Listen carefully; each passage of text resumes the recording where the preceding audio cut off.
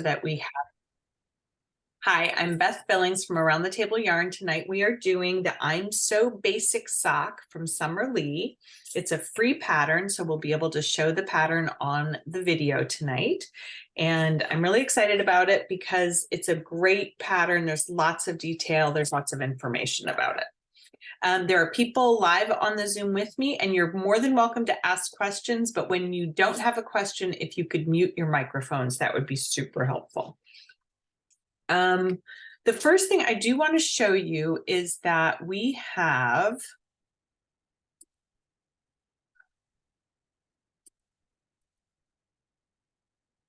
okay,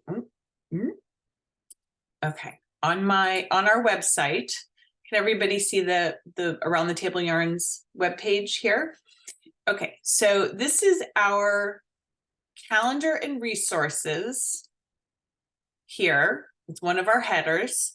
And on this header, there's recorded classes. So this is not our first go round for Sock Club. And so there's a little bit of information that I am going to be reusing. And particularly, so if you scroll down recorded classes, this is a list of every class we've ever recorded. There's all of last year, and we're getting ready to start this year. So we haven't really edited it. We've just put it up in blocks. As we get to the end of each year, we just transfer everything to it's like kind of an archive in order of our doing it. But in January of 2022, for Sock Club, we did measuring your feet and getting gauge. This underlined line here is the video recorded on that day. And here, if you click here for handout PDF, we used the book, Custom Socks by Kate Atherley. I'll show it to you in just a second. But if you click here, it will take you to the PDF. And this PDF is a very helpful resource for checking your gauge and measuring your feet and making sure that your socks fit. So measuring and gauge swatching for socks that fit is something I highly recommend. We're going to talk about it a little bit.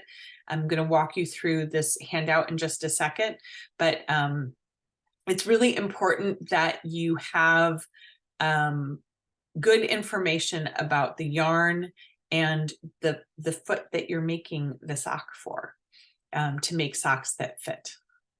So I'm going to stop sharing that for a second, come back. And this is the book that I was just talking about, Custom Socks Knit to Fit Your Feet. It's by Kate Atherley. We have carried it in the store and we will carry it again, but we are out of stock of it right now. I didn't realize we were out of stock, but I will be ordering it shortly. It's not essential that you have it to do this class. There's lots of information in the pattern itself. It's 12 pages long. But I love this book, and I'm going to share a little bit of at least one image from this book as we are talking. So the goal for this class is to complete the socks in 3 months. My recommendation is that you do each step as we do it in class, and then do it again before the next class. So if you are going to work on your cast on, your ribbing, and getting to the top of your heel, make the leg shorter for this sock. Don't try and make a really long sock, because you need to get to the heel turn to be able to be in time. And so that class is February 5th. It's the Monday after the retreat. So I'm going to be bright-eyed and bushy-tailed for that. But you're going to want to cast on, do your ribbing, get to a few inches, make it a shorter sock, put that one on hold and do it again. I'm not recommending doing 2 at a time, mostly because if you're a beginning sock maker, 2 at a time is a lot of extra knitting that if you make a mistake, you have to unknit a lot of extra knitting to get back to the mistake. So I find it's easier if you want to do 2 at a time, and for the purposes of this class to stay on track, to do them simultaneously, which means you can put the first sock on a holder, on spare yarn, or you can put it on a separate needle while you get the second sock up to the same place. So that's my recommendation for Sock Club always, is to be working on both socks simultaneously. When we make a pair of socks, one of the things that is a real sticking point for many people is the gauge that they knit their socks at. And people are always a little surprised at how tightly they should be knitting for socks. Ideally, you're going to have 8, 9, or 10 stitches to the inch when you make socks. You want a dense, firmly knit item. It's not like a sweater that's supposed to drape. It's not like a scarf that's supposed to drape. It's meant to be durable. It's meant to bear the weight of the body, of an adult body on it in walking and doing all kinds of activities. So you really want to have a good, sturdy knit tension. So I want to start with how to get a good tension gauge, how to get a good swatch for your project. And then we're going to talk a little bit about measurements. So I'm going out of order for that PDF that I just showed you. I'm going to the first page, which is Make Your Gauge Swatch. I'm going to switch to that now. Ooh, it's a beautiful shadow. Let's see if I can get rid of the shadow. Okay. So making a gauge. So this is what a gauge swatch for a sock ideally is going to look like.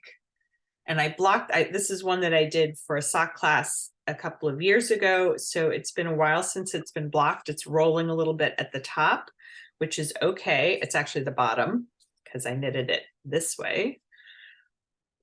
But this is 40 stitches cast on. And because a sock is knitted in the round, I knitted every row and I carried the yarn behind. And when I got ready to measure my gauge swatch, I cut those carries. And that's why there's fringe on either side. So once you've made this gauge swatch, you're done with this yarn. You're not going to be using this yarn again, but it will give you important information about this yarn and the needles that you're using and your own knitting. And I really, really highly recommend doing a gauge swatch in the round. Otherwise, you can sort of consider your sock the gauge swatch and try it on when you've gone about this far. And then if it doesn't fit, you're going to have to start over. So at this point, let me talk about how you make the gauge swatch. On the PDF, it says, cast on 40 stitches with the yarn and the needles that you want to use, and knit one row and then slide the stitches to the right end of the needle. So I'm going to just demonstrate this, not casting on all 40, but casting on some, and how we're going to slide it.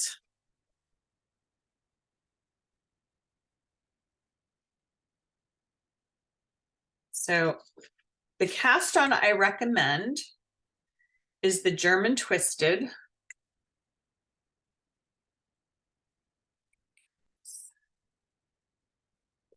Oh, there's a little bit of cat hair on my table. I wonder how that happened.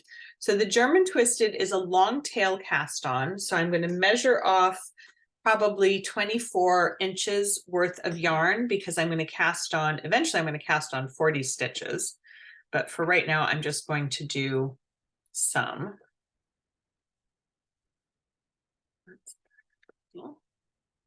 Okay, so I'm holding my yarn like I would for a long tail cast on in a triangular shape over my thumb and left forefinger. I come from inside and I twist up, and that's my first stitch. The yarn, I pull down on the yarn to make a V, and you see this crossed loop around my left thumb. I'm going to take my knitting needle and swoosh it underneath, go underneath that loop, and then come above and go down into the loop. Then pivot the needle to grab the strand that's over your forefinger. Pivot your thumb to open up the loop on your thumb and bring the needle straight down into that loop and forward towards you. Take your thumb out of the loop, and that's the first stitch. So if I were doing a long tail cast on, I would go under just the first leg and over and then straight down. But in this case, what I'm doing is going around and down, over. And then if I tried to go through, you can see that there's a little triangle right at the base. You don't want to come where it's twisted. You have to come where it's not twisted. So I can either come through that triangle, or I can use my thumb. There's a twist. See the X right there? I can untwist by moving my thumb. And that allows me to get into that stitch. So this is the German twisted cast on. And what I like about it is it creates a little extra bit of yarn. And you can see that at the base of each stitch, there's a little bead-like appearance. So the one in the middle, the third one, is the one that I did regular cast on, and the ones next to it, you can see the little bead at the base of it. And so there's the regular one, and there's the beaded appearance. That gives a little extra elasticity to the edge and makes it a nice edge. So I do like the German twisted. There are other videos of it that you can watch. I had somebody learn to do it today, and she normally casts on like this. So she does the loop around her thumb and then wraps around, it's gonna catch my thing, and then pulls that over. So that's a normal cast on. So if you were going to do the German twisted, instead of just coming through the loop, you would go under. Oh, let me make sure I do this right. Hold, please. Okay, so under and down, wrap, and then you'd have to sort of bend your thumb forward to be able to come through, let go, and that makes the German twisted. So around and down, wrap, and then you want to come through that loop to make the German twisted. You don't want to pull real tight on these stitches. You want them to be nice and relaxed and easy so that there's a lot of stretch to your edge. If you are unable to do the German twisted, a long tail cast on is fine. It is important that it is elastic and as able to stretch as possible, because if you can't get your foot into the sock, that's a real bummer. So I do recommend using a cast on that you're comfortable with. Practice this one if you want to, and see if you can get it, because it does make a nice edge. So I'm alternating now between German twisted and whatever. Okay, so let's say I've cast on my 40 stitches. My working yarn and my tail are both on the right-hand side of the stitches that I've cast on. We're going to pretend there's a whole 40 here. So what we're going to do to do our gauge swatch in the round is we're going to move this flat line of stitches over to the other end of the needle. So the working yarn, I'm going to pull to the other end of the needle, kind of like making an I-cord. And I'm going to leave it loose behind. That's what's going to get cut later. And I'm going to only knit across the row. So I'm never purling on the stockinette section of the gauge swatch. I think you should have at least 40 stitches, although you could consider putting on 42 because that's super twisted in there. because I'm going to show you what happens to those edge stitches when you cut the yarn and they get loose and a little bit disfigured, and it might be nicer to have a couple of extra selvage stitches. Okay, so I finished the stitches. Let's say that's 40. I'm going to move them all the way to the right-hand side of my needle. I'm going to carry the working yarn from the left side over to the right side. And again, when I do the stockinette stitch in a sock in the round, it's always knitted. So when I want to do the gauge swatch, it makes a difference if you're knitting and purling when you work on something flat. So you only want to be knitting in your gauge swatch. You're going to do this until this part of the swatch equals 3 inches. And ideally, I want you to know exactly how many rows you've done to get to 3 inches. So do keep track. And if you can't keep track, I'm going to show you how to count your rows. But that's the technique. So you have these loops on the back, and we'll be cutting those on our gauge swatch later. All right, so here's a finished gauge swatch that has been wet blocked. It's a little rolly down here.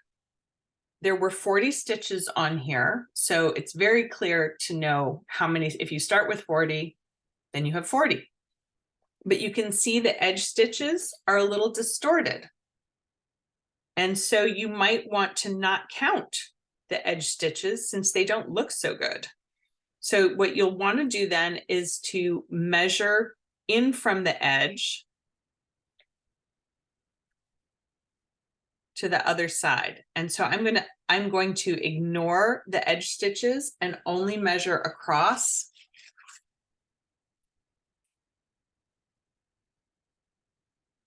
In the widest place, and I want to measure, so I don't want to measure the deformed stitches as much as possible. So this swatch, 40 stitches, is 4.5 inches across. I'm not measuring the gauge of the ribbing. The ribbing is the last part of it. And actually, when you do the ribbing, you can work back and forth because you're knitting and purling. But I want you to do 1 inch of ribbing so you can see how many rows 1 inch of ribbing is, and keep track of that so that when you do the ribbing on your sock, you know how many rows you're going to need to do in ribbing. You can do 1 inch of ribbing or more. It's up to you. I only ever do 1 inch of ribbing. So again, I'm measuring across here, and I had 40 stitches. It's 4.5 inches across. I'm going to take off the first and the last stitch. So it's 38 stitches are 4.5 inches. I had a pencil. I had a pencil right here. Okay. So you could record the number of rows. I don't recall how many rows I had here, so let's just count them. I can start at the top or the bottom. And when you're counting rows, what we're looking at, I'm going to start from this one here. So I'm going to point, I'll use a needle. I'll point right here. I'm going to turn off the glare.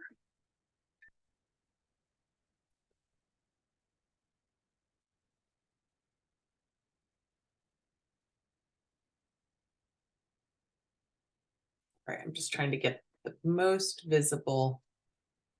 Ugh. Way too much.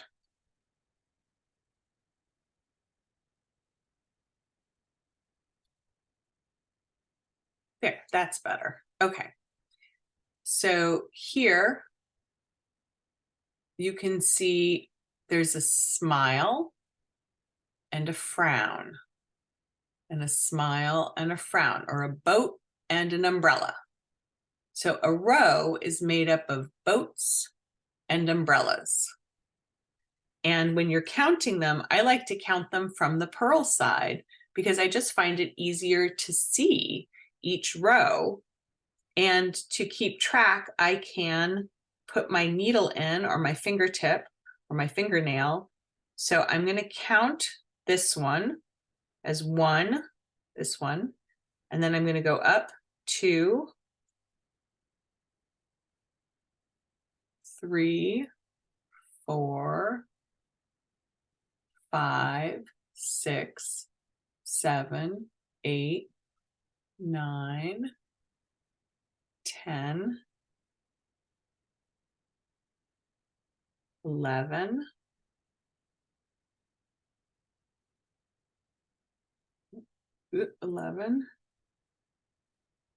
12, 13, 14, 15, 16, 17, 18, 19, 20, 21, 22, 23, 24, 25, 26, 27, 28, 29, 30, 1, 2.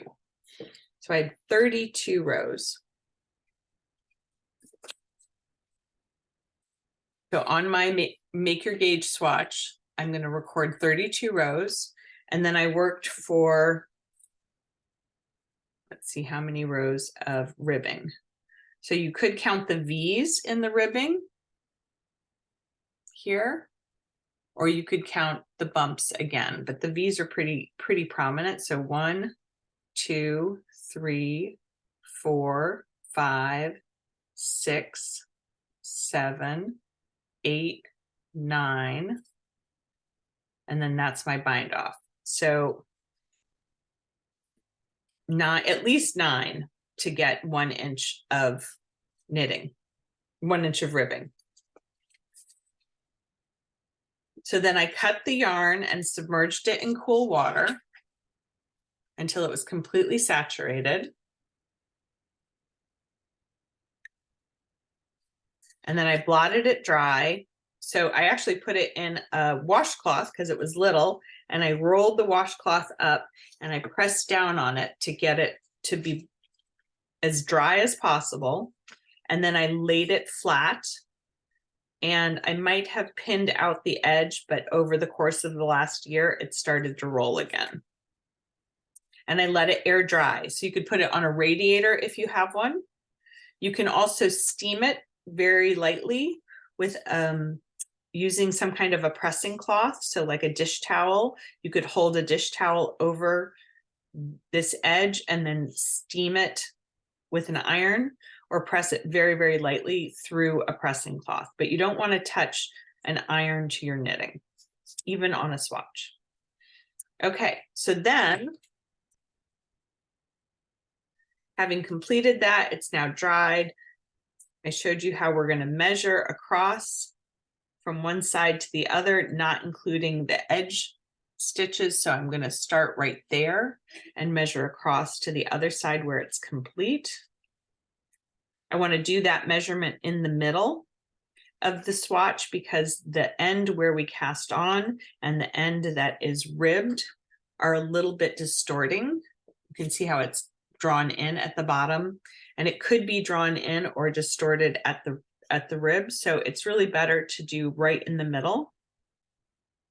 And I want you to measure to the nearest 1/8 of an inch.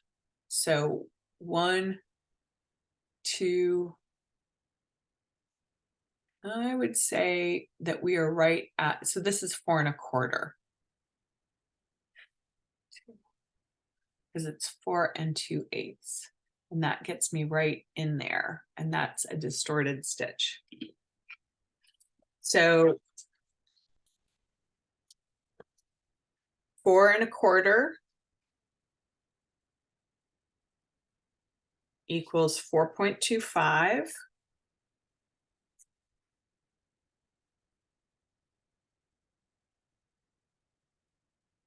There's a little bit too much of a glare on this. There. And on the first sheet, I do have conversions for all of the measurements. So if you have 1/8, it's like if it was 4 1/8, it would be 4 0.125, 4 2/8 is 4.25, 3/8 is 0.375, 4/8 is a half is 0.5, and so on for each one. So that is my measurement of my swatch, 4.25. And those are the two measurements, or the information that I'd like you to have. So that 3 inches of stockinette is 32 rows, 1 inch of ribbing is 9 rows. And then we're going to go back to the other side. So the other thing that is important for getting your socks to fit is to check the measurements of the foot of the person that you're going to put it on. And I recommend making your first sock to fit yourself. If you have other people, here's a little illustration of the swatching in the round. So here's what it looks like to have the strands across the back, and then when they're cut, they look like that.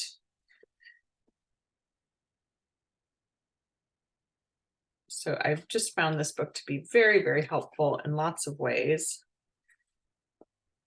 So here's the illustration I want to share.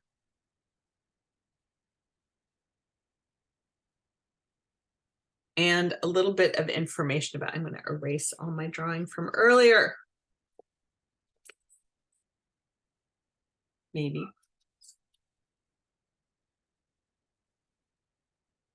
Never drawn your book. Okay. So Kate Atherley is very knowledgeable about sock knitting. She wrote this book, Custom Socks Knit to Fit Your Feet.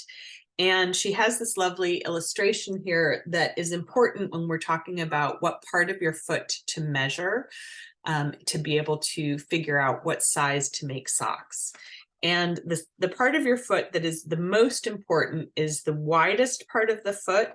In the pattern, she illustrates this here on the second page and has this illustration.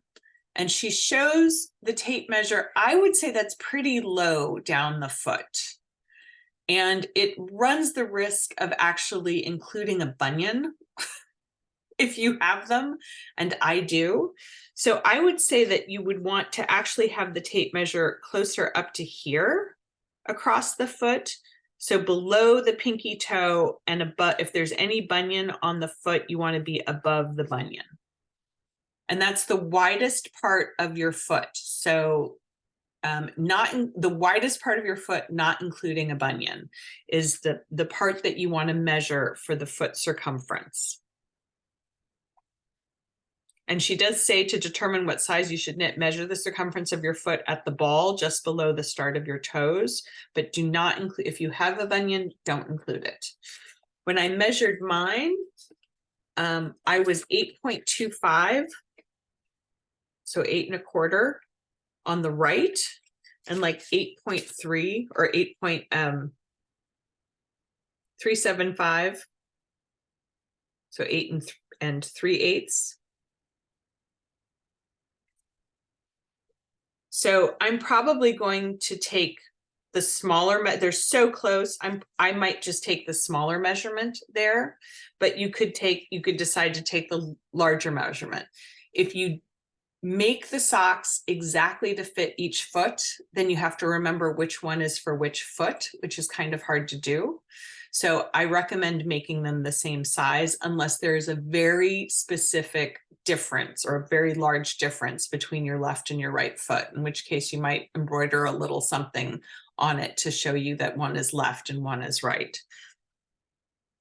I have not found that the ankle circumference is an important measurement in most socks, unless you have, we had somebody today who has lymphedema, so she has swelling around her ankles. So if you have an unusual difference in the size of your foot in any of these places, you might want to take those measurements. The gusset circumference is done as close to the foot as possible. And what we know about these measurements, for example, and this is on the sheet, Kate Atherley did a survey of 500 sock knitters, and she found that in most of those women were North American women, so our same population. The foot A, I'm going to show you the picture. The foot A here and the ankle measurement B are nearly the same in most people. So this measurement and this measurement are nearly the same. And what that means is that most socks you cast on a certain number and you do all of this for the heel, and then you work to the foot, and the foot is the same measurement around as the ankle. So the leg and the foot end up being the same measurement. That is a typical sock pattern. Will have the same number of stitches at the top as the bottom, whether you go toe up or leg down. To have the same number of stitches here and here is very, very common. The other thing that's interesting is like the gusset circumference here is usually 10 to 15% greater than the foot circumference. So if it's much greater, if it's like 30% greater because you have a super high arch, you might want to make some accommodations for the difference in your size. But most people, most sock patterns are written to accommodate this kind of a difference in the circumferences of A and C. The other thing is that the low calf circumference is usually the most variable, and it can be 12% greater than the ankle, or it can be 50% greater than the ankle. So to avoid having socks that are too tight on our leg, we're going to stick to shorter socks for this project. If you want to make a longer one and you do have a larger calf, you might want to cast on more stitches and decrease in the first few, after the ribbing, to come to the correct number for around your ankle. And I'm going to show you how to figure that out. And the other measurement that's very important is the total length of your foot. So I recommend putting a tape measure, taping a tape measure to the floor against a wall so that you can put your foot down with the heel against the wall and look and measure to the closest 1/8 of an inch where the longest part of your foot hits on that tape measure. And if you do that, you stand a good chance of having a roughly accurate length. The next part of this, though, is that we don't use our actual foot measurements to make the sock. We use a negative ease. So we want our socks to fit tightly. We want them to fit slightly smaller than our actual measurements. So we're going to take all of these measurements and multiply them by 0.9. So that's what happens in this counting, measuring, and calculating portion.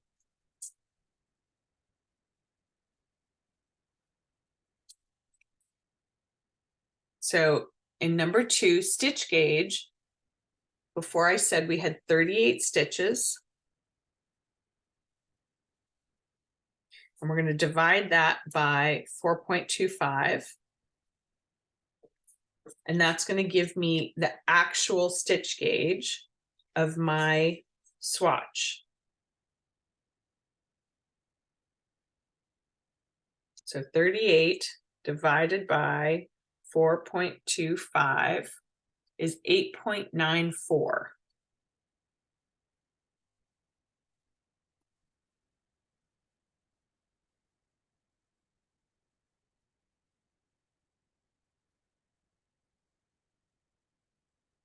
The number of rows in my stockinette section divided by the height in inches to the nearest 1/8 of an inch was 32 divided by 3. So my row gauge is 10.67. We're going to skip this one unless your ankle circumference, the circumference around your ankle, is a lot bigger. We're actually going to do it not for the ankle, but for the foot. So we're going to use the foot circumference here. And we're going to multiply it times 0.9. So this is our measurement A. And we're going to multiply that times 0.9. So my measurement A that I'm going to use is 8.375. And I'm going to multiply it times 0.9. So I have 9/10 of that, or 90%. So it's a 10% smaller than my actual foot size. So 8.375 times 0.9 is 7.5. I'm going to round up to 4. 7.54 inches. This is the actual measurement that I want my sock to be, even though this is the actual measurement of my foot. So this is the foot's actual measurement, and this is the sock, so that the sock is close fitting. So I'm going to take that one, I'm going to use the actual one here, and I'm going to multiply it times my gauge. And my answer is 67.39. So close to around 68. That number is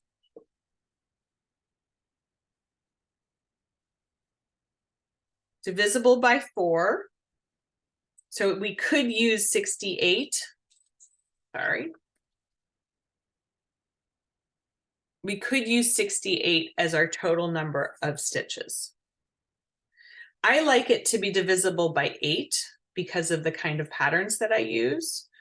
So I might choose 64, which is a little bit smaller, because I used the bigger of my 2 foot circumferences. So it's up to you, but you could cast on 68. Or you could cast on the next number closest to your size,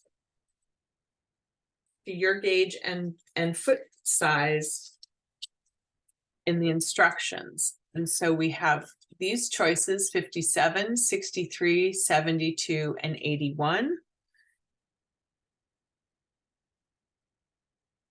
We only have one.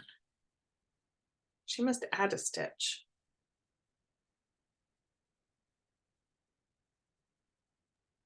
She does.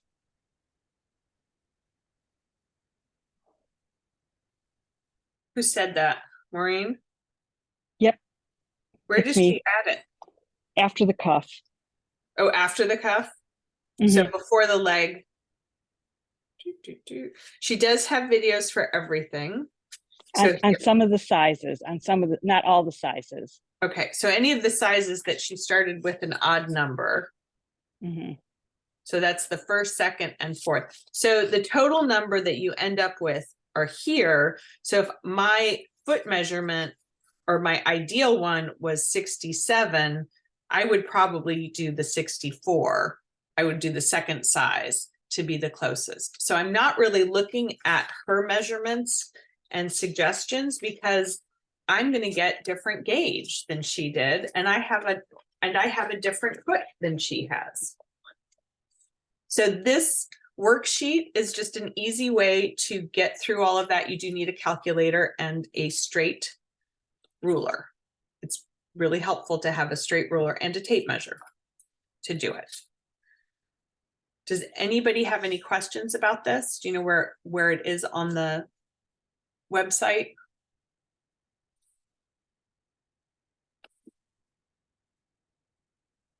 No answer? Okay. So that's to get your gauge swatch, to measure your foot, to be able to get started. What we're going to do then is get that information to use to pick which of these sizes to use. There is a video available from her, from Summer Lee, that you can watch. Just very curious. She talks a lot about the kind of yarn to use, and I agree with her that using something with a blend of nylon is very, very helpful. I usually use Magic Loop. If you want to do this on double pointed needles, that's fine. Let me know if you're going to be doing it on double points. We're going to be using a size 1 ChiaoGoo as in the pattern.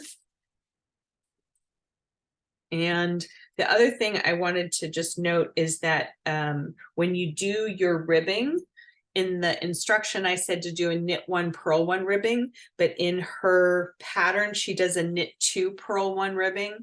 Go ahead and do a knit 2, purl 1 ribbing to see how you like it. You can do either one if you want. It's, you know, it's buyer's choice. You get to do whatever you want.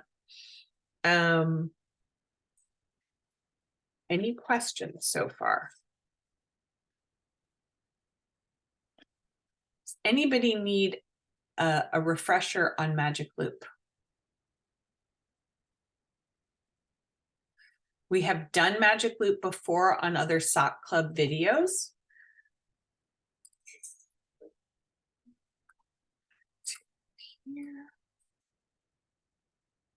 So this again is the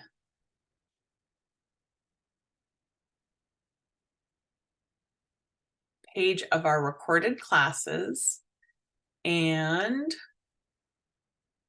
we have demonstrated Magic Loop in Sock Club videos before, but right here is Magic Loop with Pam. So if you're wanting to do Magic Loop and you've not done it before, you can click on this and it will actually bring up the Shenyang dancers.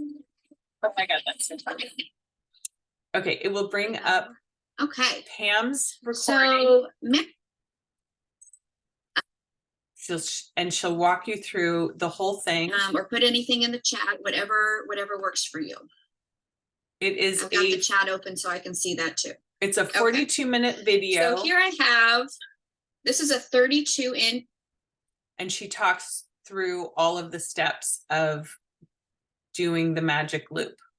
So this is very helpful if you haven't done it before. I'm not going to be covering the Magic Loop for this class unless you need it, unless somebody tells me they need it right now. Hey, you had your chance. Again, we've done a number of these and we've recorded a lot of them, so I don't want to add lots of minutes to recording showing the same thing over and over again. We will show some parts of it over because it is very helpful. Any questions? So the goal is to measure your foot around the widest part. It should be measured standing. So if you have somebody who can help you, that would be great. Because you should have weight on your foot. You should be holding your feet straight, not at an angle, just standing straight on them so that they're parallel to each other, and then measure around the widest part. When you measure, so it is very helpful to have somebody help you with this, especially for measuring the length of your foot. So you have to enlist a friend. And don't, if you don't have somebody or you don't want to ask somebody to measure a foot, that's okay. Measure it anyway, even if you can't stand on it. If you have to pick it up and put it in your lap and measure it that way, that's better than not measuring it at all. And then measuring the length of it, you could stand on a piece of paper and using the pencil as straight up and down as possible, just mark behind your foot. So if you're standing on a piece of paper,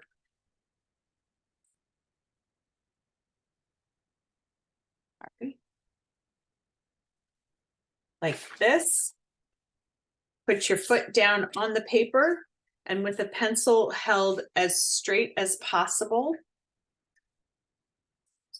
back and forth, you can mark behind your foot and in front of your foot, and then measure that length.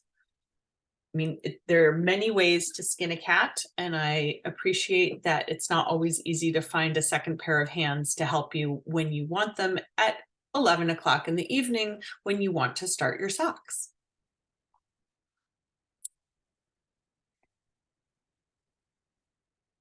However, I do recommend getting these measurements and checking your gauge in the round, even though it's an extra step. We discussed it today in the class because we had one person who said, I don't like wasting yarn, and cutting it up and making a swatch like this feels like wasting yarn.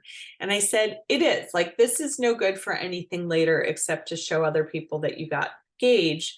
But if it's a yarn you like and you've done a gauge swatch on needles that you like to use, then you have that as a reference for later.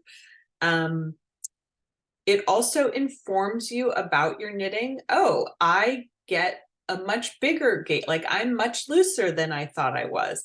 I do recommend that you like your tension in the swatch when you're finished with it. If you think it's too loose or too tight, do another one in a different, like if you're knitting it before you cut and you don't like the tension, change your needle size. You really want to like the tension of it unblocked, so that you can really see it at its best advantage. You don't want to do a really loose swatch and then make all your decisions about the sock based on that. You want a nice firmly knit. And when I say firmly knit, I mean that there's not really any visible holes in the fabric. You can't see through it really easily. It feels dense. It has a nice sort of texture to it that doesn't feel too loose. So it feels smooth to me because the stitches are so close together. Beth, this is Jean. Do you hear me? You're not getting that kind of a feeling while you're knitting it, maybe go down a needle size. It's not the worst thing in the world to go down to a 0 if you're starting at a 1, or if you're at a 2, going down to a 1.5. If it feels too tight or it's really hard to make the stitches, you might need to go up a needle size.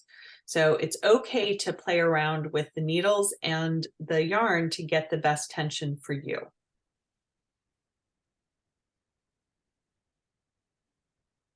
You're also quiet.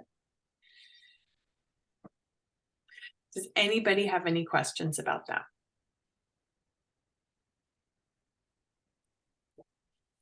Okay. The goal is to get at least this much done so that you're in the round, so that you're ready to do the heel on February 5th. Laura Nelkins has a way of swatching in the round with no cutting. Do you want to talk about that, Jean? Can you hear me? I don't know if you can, you're not You're hearing me, muted. right? Can you hear me? We can't hear you. I'm Okay. talking. Let me see if I've got Laura Nelkins. If you look up Laura Nelkins YouTube.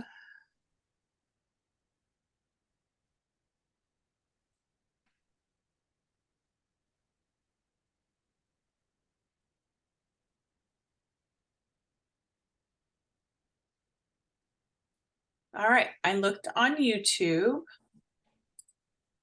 and there is a video. So knit tip gauge swatching in the round. She just doesn't cut it. What I have found for that, oh, maybe. Hi, I'm Laura was Negan. I'm a me. knitwear designer. I live in upstate New York. Sorry, Jean, you probably are audible. I had my sound turned off because of Pam's video and I forgot. So I'm going to just pull this along to see how she's doing it. She's just not cutting it, I think, at the end. No, what she's doing is she measures 3 times back, 3.5 times back and forth, and has that amount of yarn as what you need. And then you're left with a little loop at the end of each of them. Can you hear me now? Yep. So it's just a different way of doing it I'm if you working want their to have the swatch. option of taking the yarn apart. You see how she has Oh, all I those see. little tiny loops yeah. at the end? Oh, okay. So let's go back and look at that. So what she's doing in there is at the end of each row, she's measuring off 3.5 inches or 3.5 times the width of her swatch. 3.5 times the width of her swatch. Okay. And then going back to the, but is she working back and she's working in the round? She's working it, well, she's working straight, right? Mm-hmm. And then she measures 3.5 times and starts at that point 3.5 times later. And then, so she has that, so she has all those little things, but she's knit every row. I will put this into, I mean, you can see her gauge swatching in the round. It's a 6.5 minute long video. You're welcome to try it. I'm not saying that it's not worth doing. It's not what I'm familiar with. I would be concerned about people who have not done it before, maybe distorting their gauge if they don't do it correctly. It's definitely, it's always worth trying something new. The issue that I would have is if we have somebody who gets, because am I correct in assuming then that you're knitting with that long strand from Yes, the you right knit side with to the that long left? strand and you have a little bit of loop left over. So you have Left to be over. really careful that Right. the yarn you're knitting with, it's not, it's enough and it's not too tight and all that kind of thing. So But that, it's, that's you know, my if you concern. really care about not, quote, wasting yarn and having it, you know, by cutting it, this is a way where you don't have to cut your yarn. You can keep every little scrap. Every little bit of your yarn. So if you do not have sufficient yarn to complete your sock without the yarn that you're using in the gauge swatch, I would refer you to this. If you have sufficient yarn, if you have 400 yards or more, because we're using alternate heel and toe color, go ahead and cut your swatch. I think it makes the most readable, easy, you know, it's the least fuss, but it does waste the yarn. Or you can make a coaster out of it, or you can show it to your friends later as a point of, look what I did. As a point that you actually do swatch instead of swatch. making a whole sweater that's the wrong size and taking it apart. Thank you. Because I've never done that. I've never done that either. Okay.